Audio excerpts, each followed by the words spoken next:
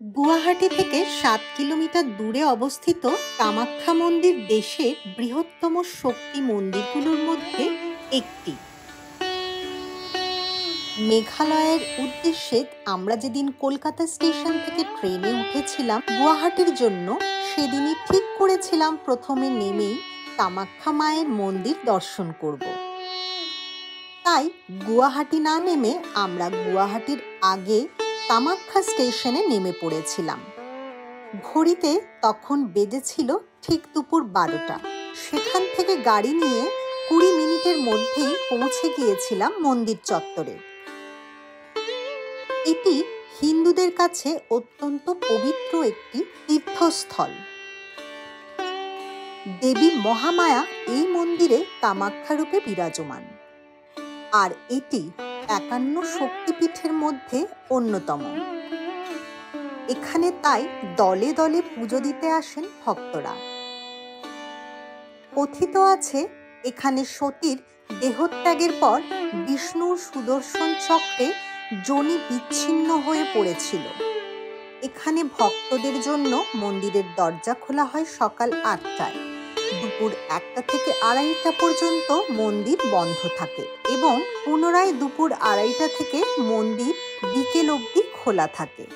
মা কামাখ্যাকে দর্শন করতে হলে ভোর থেকে লাইন দিয়ে টিকিট সংগ্রহ করতে হবে। তারপর লাইন দিয়ে মায়ের পুজো দিতে পারবেন। এছাড়াও কামাখ্যা মন্দিরে প্রচুর ভক্তরা পশুও বলি দেয়। ভক্তরা দেবীকে তাদের ধর্মীয় নৈবেদ্যের অংশ হিসেবে ছাগল এবং কবুতর দিয়ে থাকেন। তাই যারা কামাখ্যা মায়ের দর্শন করতে চান তারা কিন্তু ভোর থেকে টিকিট সংগ্রহ করলে তবেই এখানে মায়ের দর্শন সম্ভব। আমরা যেহেতু আগে থেকে টিকিট করিনি বা করার সুযোগ পাইনি, সেই জন্য আমরা মন্দিরটাই শুধু দর্শন করতে পেরেছিলাম। কামাখ্যায় আষাঢ় মাসে বিশেষভাবে অম্বুচির উৎসব পালন হয়, আর এই অম্বুচির প্রথম দিন থেকে 3 দিন কামাখ্যা দেবীর মন্দিরের দ্বার বন্ধ থাকে। চতুর্থ দিনের স্নান ও পুজো সম্পন্ন হওয়ার পর কামাখ্যা মায়ের দর্শন করবার অনুমতি দেওয়া হয়।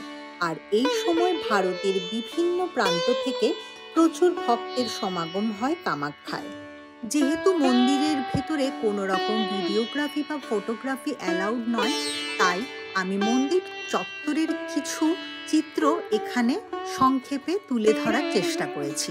আমরা এভাবেই মায়ের মন্দির পুরো দর্শন করে সেখান থেকে রওনা দিই শিলংয়ের উদ্দেশ্যে। আর মেঘালয়ের সুন্দর সুন্দর জায়গার সন্ধান পেতে হলে আমাদের চ্যানেলটি সাবস্ক্রাইব করতে একদমই ভুলবেন না। দেখা হবে আবার নেক্সট ব্লগে। টাটা।